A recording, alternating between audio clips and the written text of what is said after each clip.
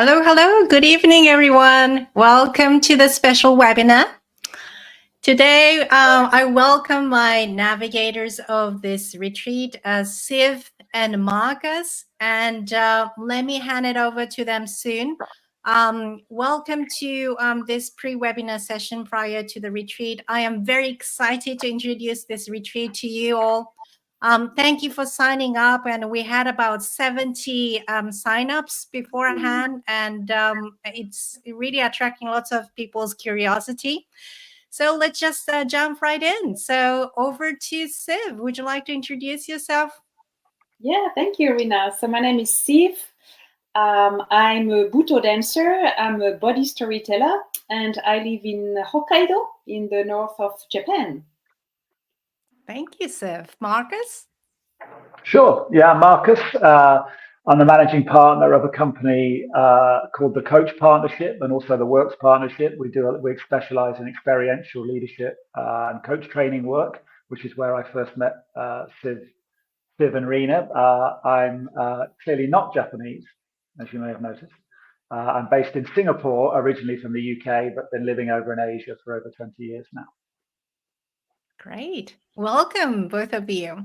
Thank you. And before going into the retreat and what is ShinGiTai means, and I just want to hand it over to Marcus as to our collaborations and why we are doing this together for this retreat. Yeah, I'm really excited. I have to say I'm very excited because I first met Rina when Rina came in and was one of the students in our coach training school, the Coach Partnership. And as I've got to know Rina, Rina's love of this work has really grown and developed such that I'm going to talk about you like you're not here, Rina, for a moment, okay?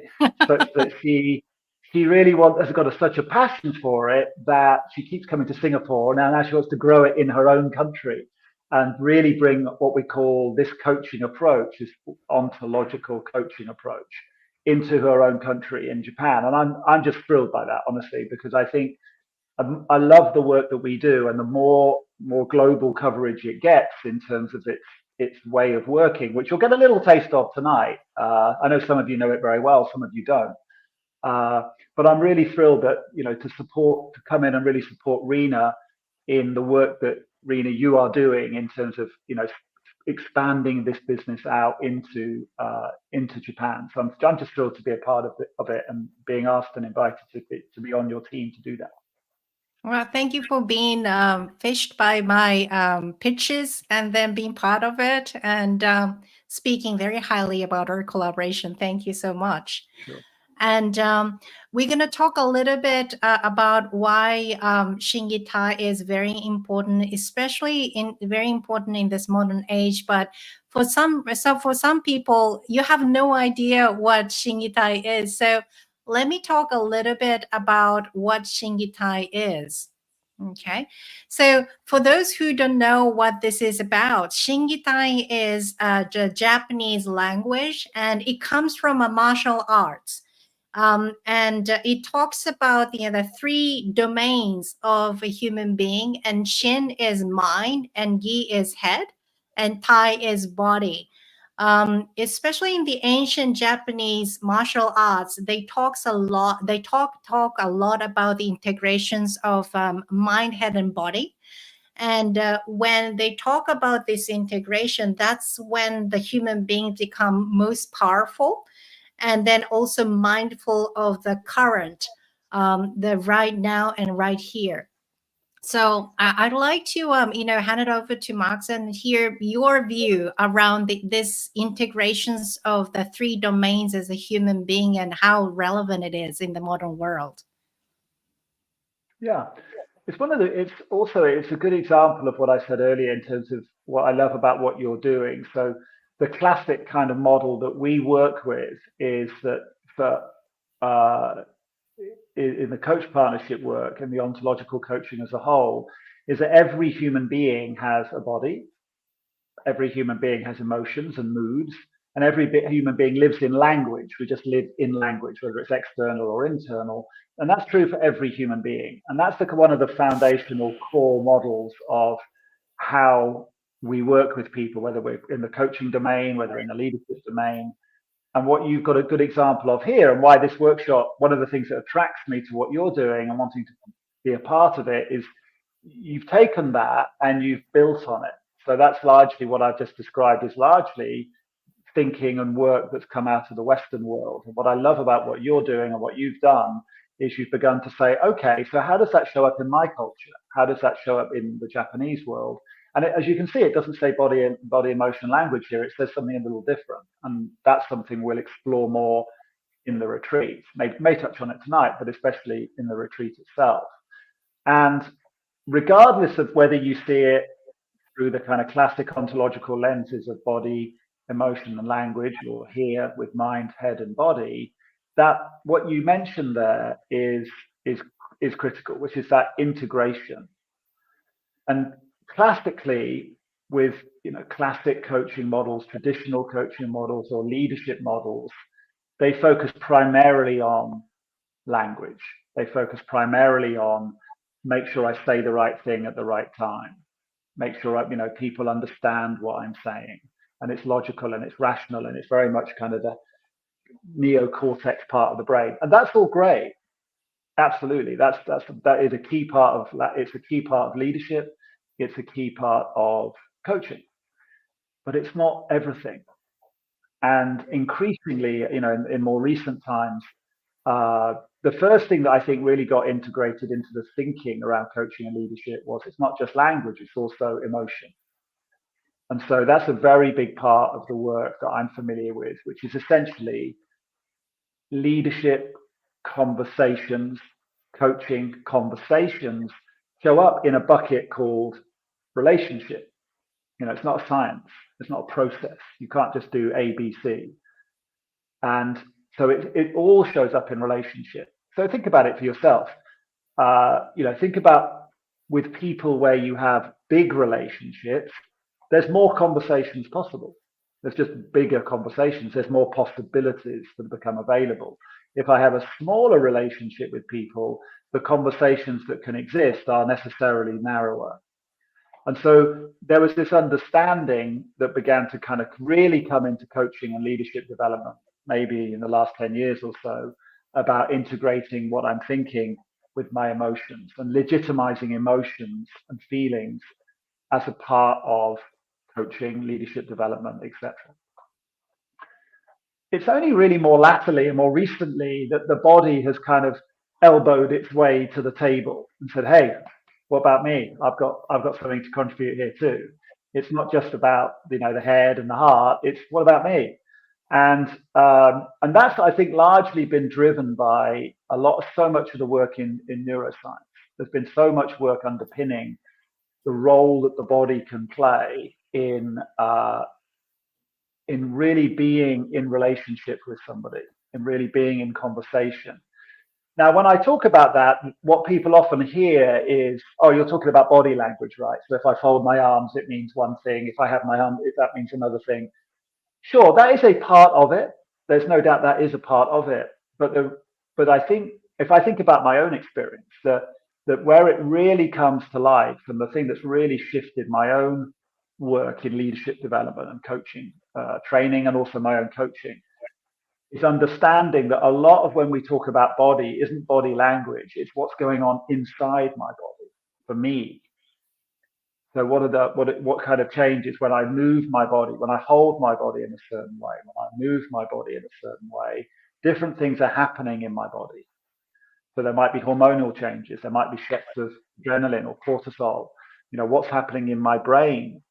People forget your brain is in your body, so that kind of counts.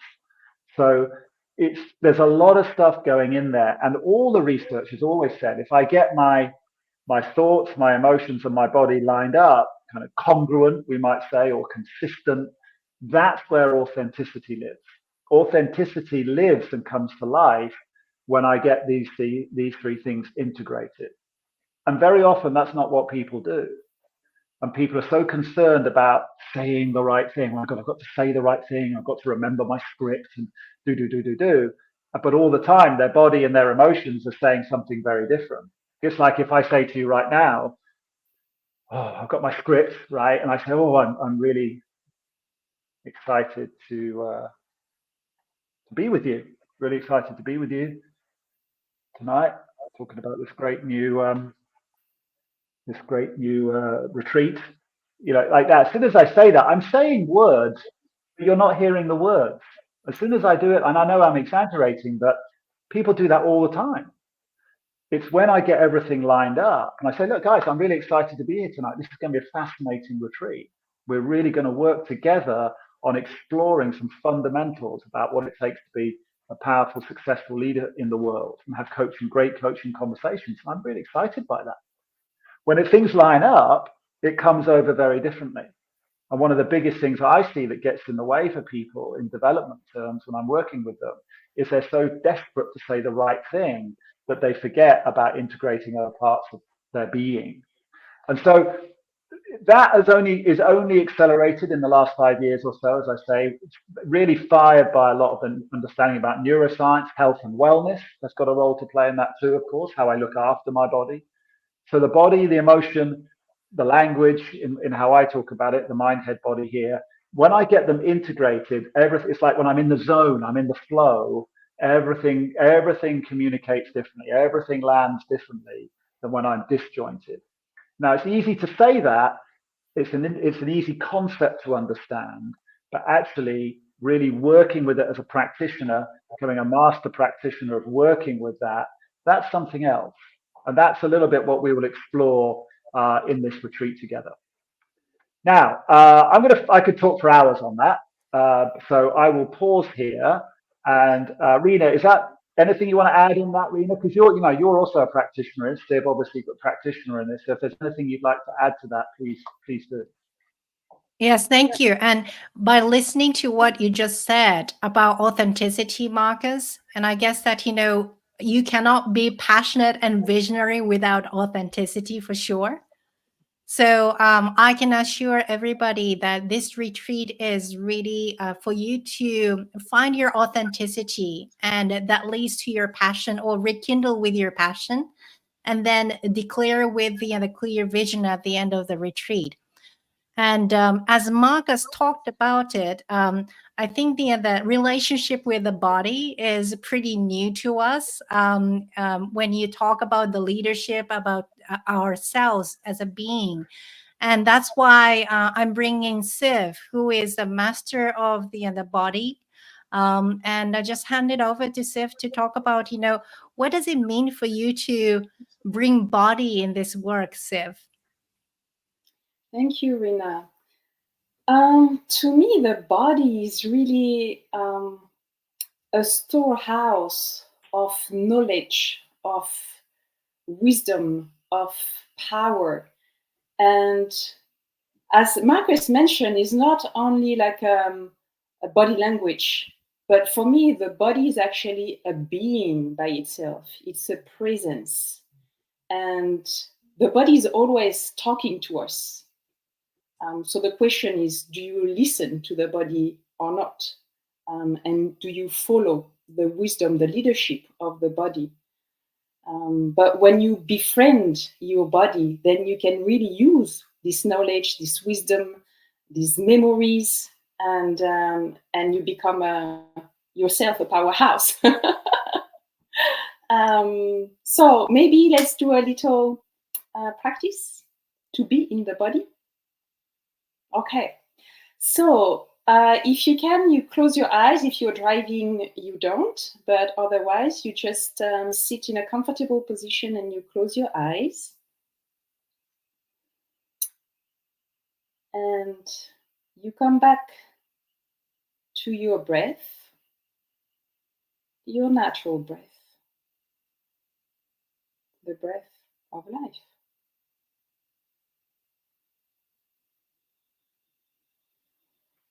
Just inhale and exhale.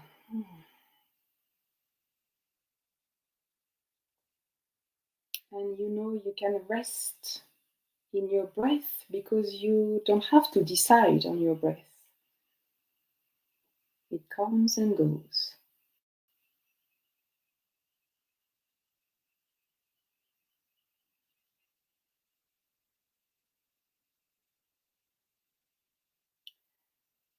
And then you do a quick body scan, like a selfie of your body.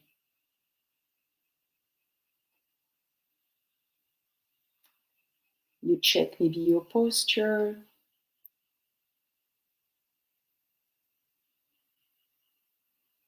Do you have any tensions here and there?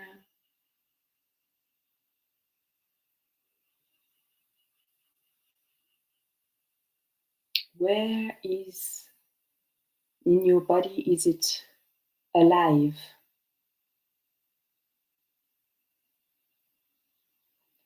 And maybe some places where it's not so alive, or maybe it's numb, and it's okay. You just witness without judging, without analyzing.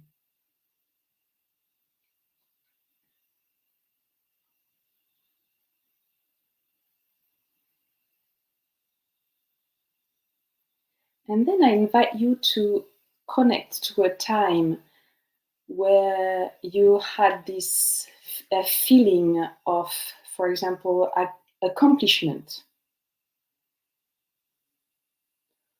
or a feeling of joy,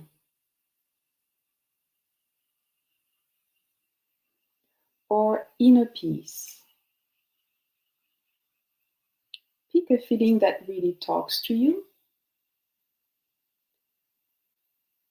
and then find where it is alive in your body. So how is it translated in body sensations? If you pick, for example, joy, what kind of body sensations do you have?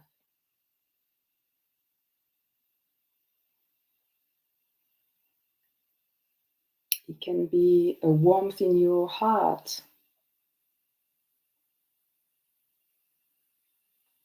It can be some feeling in your stomach, some tingling in your hands, or a smile on your face.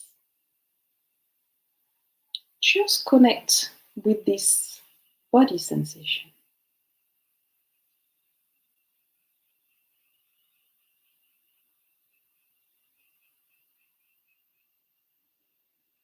And if you can, I invite you to increase this sensation, to feel it more.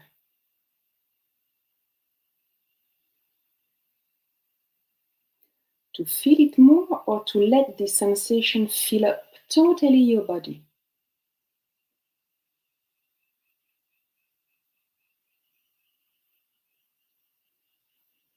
Yes.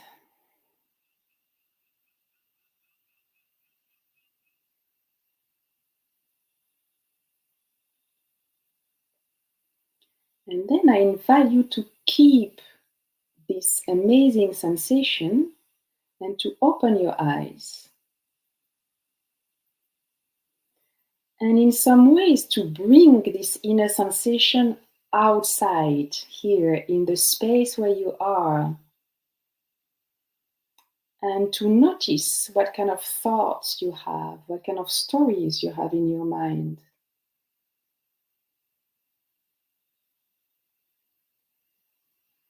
Coming from this sensation of joy or inner peace or accomplishment. And then if you have something to do, maybe tomorrow, how do you see that? How do you face that? How do you feel about doing that?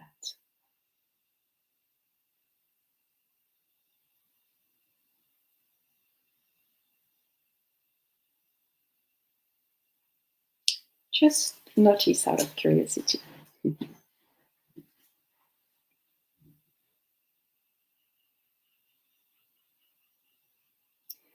Thank you. So this little practice, it's really to remind you that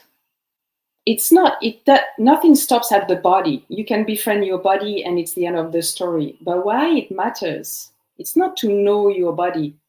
Well, it's important, but then it's whatever happens in the body, you can bring it outside in your daily life. And then you use this material which is inside and you use it to direct your life, to take maybe better decisions, to take better actions that serves you more. So to really use your body as a map or as a compass. And for me, I really believe that the body speaks the truth. Like, I don't really trust my mind 100% because I know my mind is often caught in stories, dramas, the past, the future.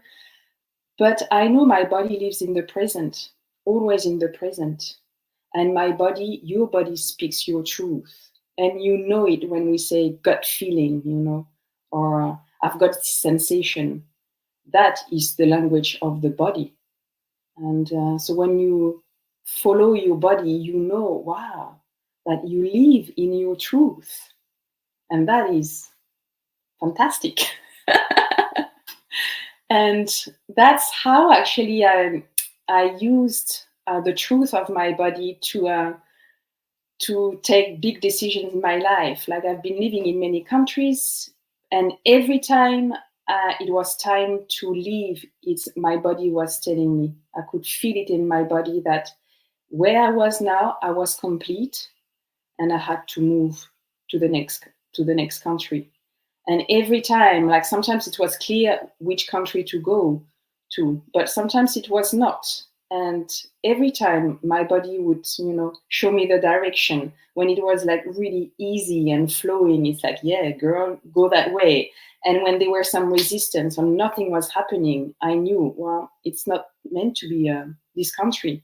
So I really use my body as, okay, body, where am I supposed to go? What am I supposed to do? Is it really a good decision for me when I say yes? Actually, maybe I should say no.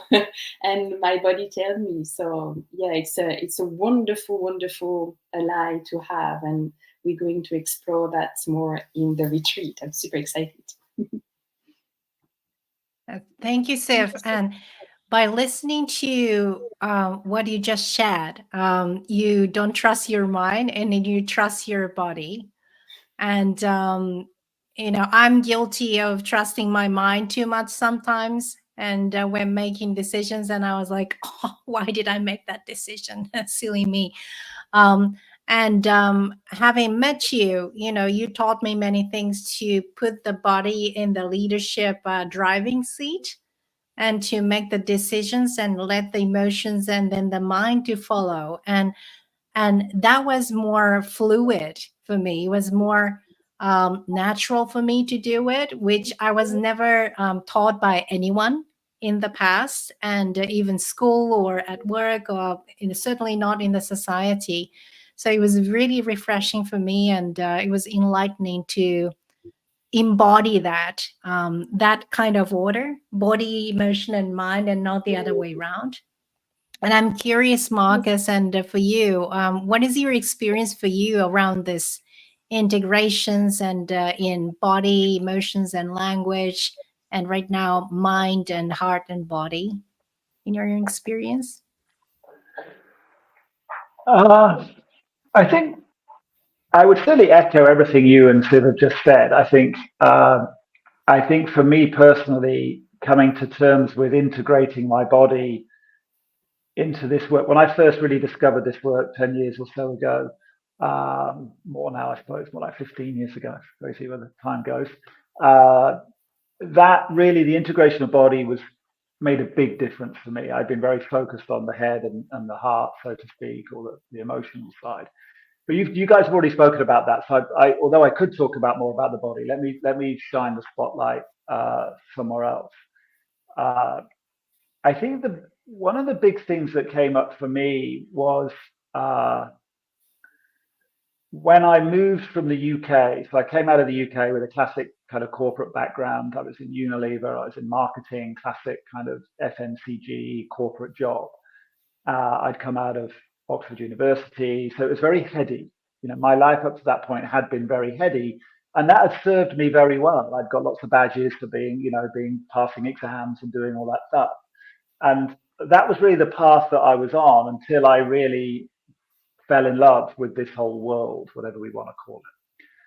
And as that began to happen, that's when I joined the coach partnership, the works partnership, this company that we're partnering with Rena on. And as a result of that, I moved from London to Jakarta. Now, any of you have been in London and any of you have been in Jakarta will know they're not quite the same. Okay. And one of the biggest things I immediately noticed was how much more in touch, in general, people in Indonesia were with their physical body. And so there's a kind of history of that in terms of animation, in terms of the arts and things like that. And emotions were in general, were a lot closer to the surface than, the stiff British upper lip and all of that kind of thing. And so suddenly I found myself in a very, very different context. And I think it was that experience, I think, will always live with me, because it's one thing to read about it. It's one thing to study it and kind of intellectually know about the kind of things we're talking about today. But I really had that classic experience of the goldfish plucks out of its goldfish bowl and then drops into a different bowl. And suddenly the water's different. You don't really understand what water is until you're in different water or not in water at all. And it really had me experience, not understand, but experience how these three things work and integrate together. And the way that really translated for me was about this idea or concept that you talked about with authenticity. And I had, up to that point, I'd really seen authenticity about in a way of kind of speaking my truth, kind of this is what I think and this is what I feel, and kind of, just kind of talking and expressing myself. And that's really how I'd seen it. And sure, that's a part of authenticity. But I think this, in particular, that first move into a different goldfish bowl really had me see that authenticity is so much more than that. And it brings us back to that integration of these three elements. And so, yes, it is about what I'm saying, what I know, and how I communicate and all of that. But it really is a coming together, a congruence of those three elements. And as a result of that, it really led me into this idea that I really talked about a couple of years ago in the book I wrote, the Start With Who book, which is authenticity is really a creative process. A lot of people see authenticity as a process of revealing. I'm going to share with you. I'm going to reveal something about me. And that can be part of it. But if you think about the word authenticity, author comes from the same root, authority comes from the same root. It's a creative process, just like I'm authoring my life, I'm being authentic, I have the authority, only I have the authority, etc. And that was a real game changer for me in terms of that really having a much broader, deeper understanding of an experience of what authenticity can be and what it means and how it communicates. It allows you to communicate at a much deeper level than just purely what I say and what you say to me. There are other pieces going on. There's some emotional pieces in there, our limbic system, how the brain waves, etc., the physical side of that.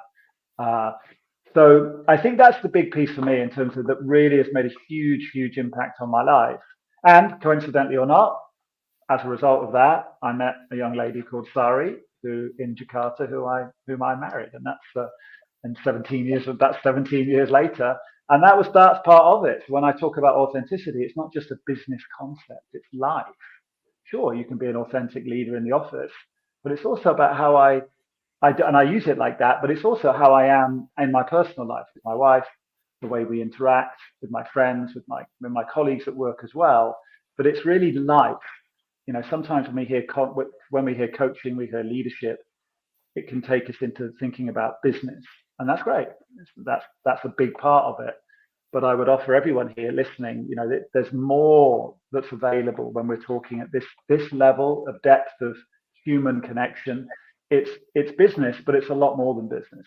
It's life, and that's really the thing that's impacted me, not just as a leader in business, but in my life. It's had profound impact on my relation with my parents, my siblings, and ultimately Sari, my wife. So that's what I would offer. Thank you for sharing. And especially what really resonated very well with me was about the authenticity. It's about becoming an author of creating your own narratives and creating your own life itself, and creating a relationship whom you choose to have a relationship with.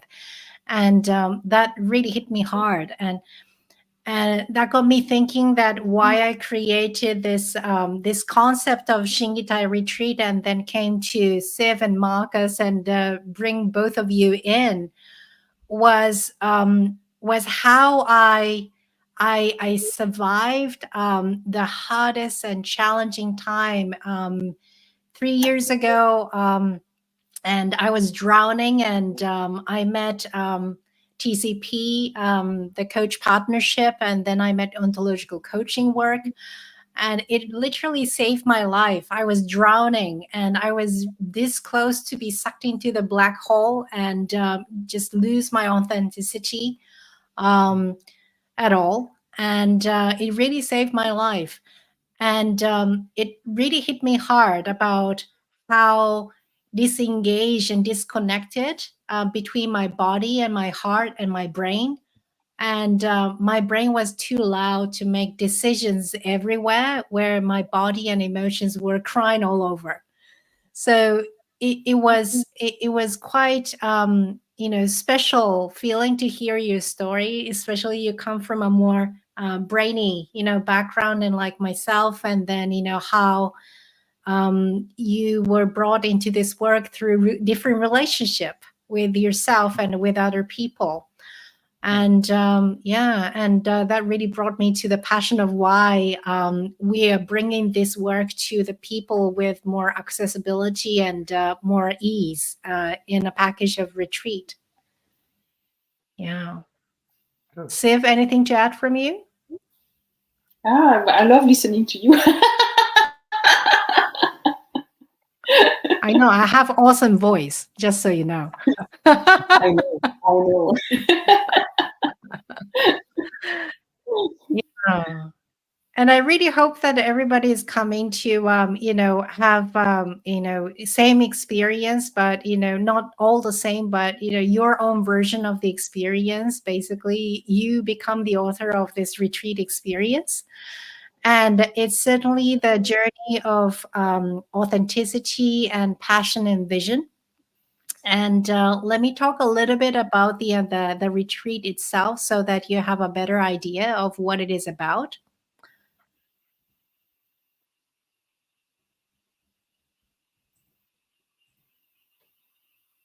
Okay, so we talked a little bit about ShinGiTai, and then we've been talking about the integrations of the mind, head, and body.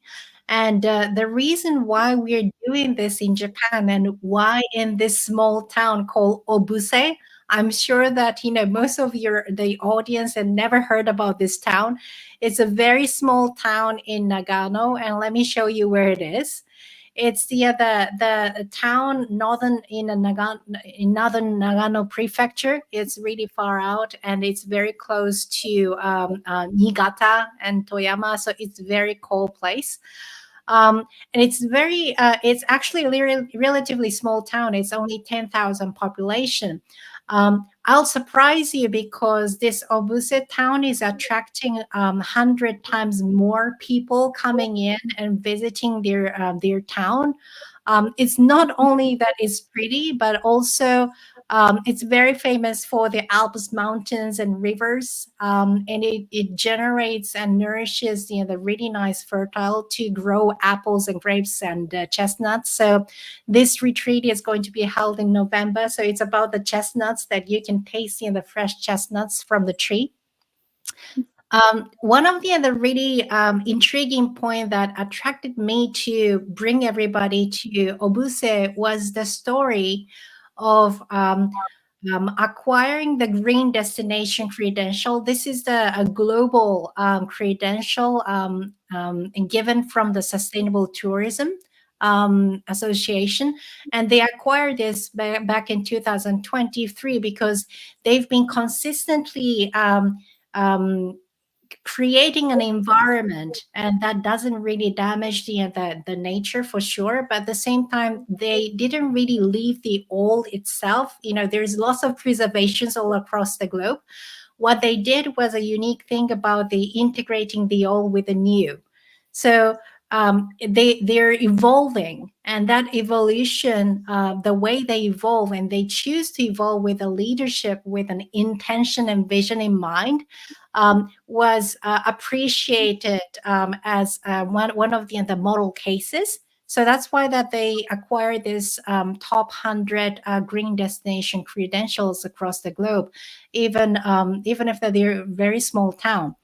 And it really intrigued me. And I thought that, to search for the authenticity and then vision and the passion. And this town is the one of the examples, good role models to learn from.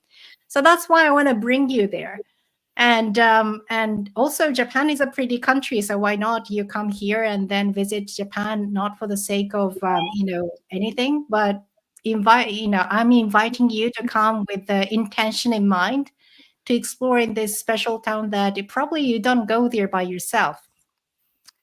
And a little bit of a snippets of Obuse. So Obuse comes from the 17th century history. And I don't know if you're familiar with ukiyo-e. Ukiyo-e is it's kind of a stamp. So it's an art, and maybe that you have seen the very famous ukiyo-e on the left top side. This was the art created by Katsushika Hokusai. So Hokusai lived in 90 different places all across his life, 90. And he decided to move to Obuse at the age of 85. And he passed away at 92. So the reason why he chose Obuse was that, Obuse was becoming very famous of preserving art. So back then in the Edo era, it was a very simple age. So the government was telling everybody that don't become luxurious, don't spend money. Simple is best. And then poor is better. So for Hokusai, he couldn't really afford to buy any paints and anything to draw. So, and he was wearing a really tattered clothes, and he walked 20 days to go across the mountain just to get to this Obuse town from Tokyo. And can you imagine 85 years old, and he was just walking 20 days and just to get to this really small town, because he knew this young gentleman that he met back in Tokyo. And back then they used to call it Edo. That's the ancient name of the Tokyo. And he said that when you're in trouble, come to Obuse, we'll take care of you. And he believed that. So he get across the mountain, and then he met this young gentleman again, who became the mayor of that town back then. And he tapped on the door and saying that, "Do you remember me?" And he said that, of course I remember you. And Hokusai talked about, how hard it is to write an art. And he said that, "I'll give you everything where you live, and paint, the best paint that we're going to import from China." So Hokusai actually stayed in Obuse for only 3 years, but he left so many different paintings that you cannot even see in any parts of the world. So it's really sitting in Obuse. So you will get to absorb different artifacts of the mastery of leadership in arts. That's one thing that you will enjoy. Of course, the nature is amazing. We have a hot spring and coming up, and then we're going to teach you how to heal yourself with the onsen. We call it balneotherapy. So we're going to walk you through that. Also, we're going to experience farming with someone who is really passionate about biofarming. He is one of the leaders that we are going to learn from. He's very passionate with the vision. And he's been doing this for the past 7 years, and he was not making any money, but he kept on going, and he is becoming the other one of the role models of the biofarming all across Japan.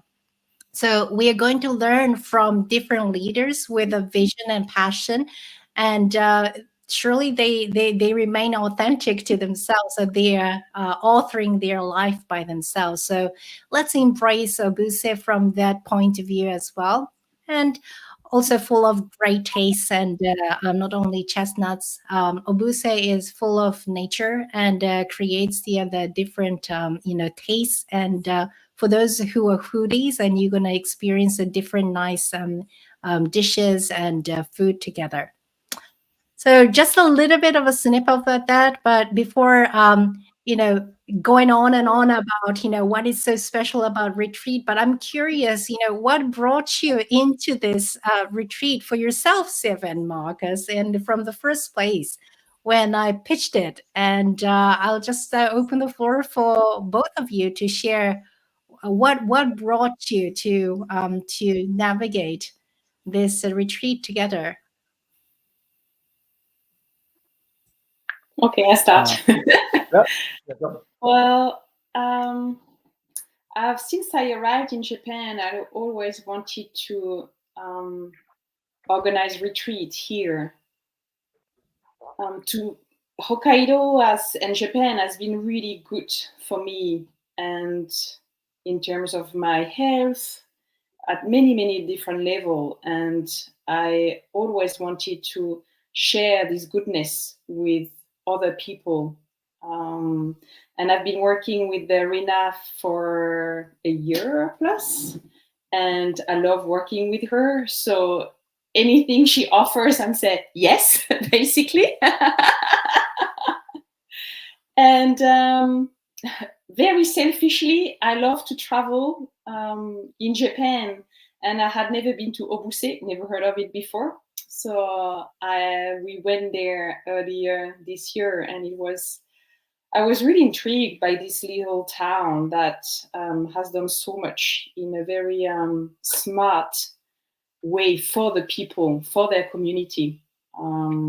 So I think it's such a great choice to go there, and I love to share Japan to foreigners, like although I don't live in Obuse, but what my life can be in Japan, and what the Japanese culture means to me, and what it can mean to visitors as well. So I'm super excited, and I'm passionate about the body. So it's all together, it's the winner. I think for me, a number of things. I mean, I would certainly echo what you've just said, Siv, in terms of I experienced Rena's very passionate, very authentic, and very enrolling. So that was definitely a big part of it. And the same with you. I'd say the same about you. When I listen to you, and I've worked with you before, been with you before about your work with the body. I experience you both as very enrolling. So the chance to work together on a project in itself was appealing. And then the other piece, and it really came back to me again as I listened to you talking, Rena, was this isn't just going to be about the classroom. We're going to do some work in the class. We're going to be inside for some of the time, and it's going to have that feel. But the whole point of being on a retreat is to be in different environments, and in itself, that is a great support to development, because I take my organism, let's call it body, emotion, language, however we see it, your human being, your observer, if you know that term, or just you, and you take you and you uproot, and suddenly you plonk down in a place that you're not really familiar with. That is part of the development. That is part of the training, if you like. That's a big part of the learning experience, is just having conversations, being in relationship in a different environment. And for a lot of people on this call, I would imagine a very different environment. And that in itself can be very powerful. So for me personally, yes, I'm going to be one of the faculty, training team, whatever you want to call it, but I'm going there with a clear intention about growing and learning and developing myself, partly through being with the two of you, but also by just me being immersed in that environment, that context, is going to have an impact on me. And so that whatever I bring and that will be different in that context. And I'm really, really excited to yes, support you to grow the ontological model, etc., and to bring it to Japan, but also for my own growth and development is to be in there and really experience something, be in the presence of those masters that you talked about, in the nature that you talked about. And that is, it's easy to overlook that and think, what's the content of the retreat? But actually the context of the retreat is at least as important. And I'm just really excited. It'll be a first for me. I've been to Tokyo. I've been to I've seen Bob Dylan in a couple of Japanese cities. Let's just say. Yes, I remember you were in Osaka as well, and we met up. Yes. Yes. And there's one question popping up, on my screen, and if I could just throw it out there to both of you, and perhaps I can be part of person to answer. There is a question that I don't necessarily have a team, and I am not in the leadership position. Is this retreat for me? Yes. I don't work in a corporate. So, for example, for me, the corporate world is a mystery. I don't have a team, it's just me. But leadership it's not only, it can be at a small level at your smaller business. You also need to show leadership, but you also need to show leadership in your daily life, in your relationship with your spouse, with your children, when you go to a store to buy something, when you want to take a decision in your life. So it doesn't need to be about pure business. And under business, we can put so many different definitions anyway. So you can apply leadership in so many aspects of your life. So yes, it's for you. Yeah, and one thing I would say quite simply is to think of leadership as a conversation. So you can think of leadership as a position. And as I know people use it like that. I have a position, I have leader written on my business card, I'm a leader, I have a team. And that is one definition of leadership. But what I would offer you is to expand that a little bit, like Siv's saying, think, well, actually, how can I develop my leadership conversation? Because it's just part of a relationship. You think about it, leadership, in summary, is a conversation I'm having when I want to enroll people, to come with me on a journey towards a vision that I say is important. Now there's no necessary link to business there at all.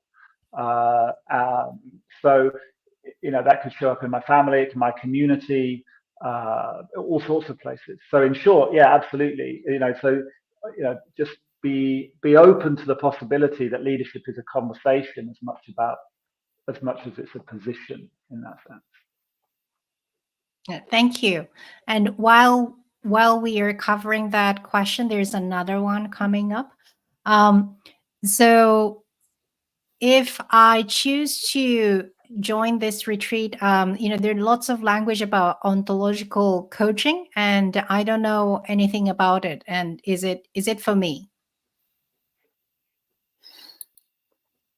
Okay, so I can wade into that. I mean, yeah, so don't be worried by the word, don't be worried by them. That's just I just use it as a shorthand because I know for a lot of people that here that they do have worked with that before. But you certainly this retreat will definitely not assume any prior knowledge to that. Okay, if you do have that in your backpack already and you've had an experience of that, that's great, and you can use that, and that will infuse your learning experience, the whole experience. And if you don't, you'll have other things in your backpack. So don't worry about. You don't have to be an ontological practitioner. You don't need to understand that at all. That will be. It's not This isn't an ontological coaching teaching class. Okay, so it's not that. It's something much broader and deeper than that, actually. And that's really what I love about Rena's approach, is that she said, okay, that's what I learned, but I'm going to I'm going to take it in a slightly different area here, which has links to ontological coaching, but it doesn't assume any prior knowledge at all. Great. Thank you.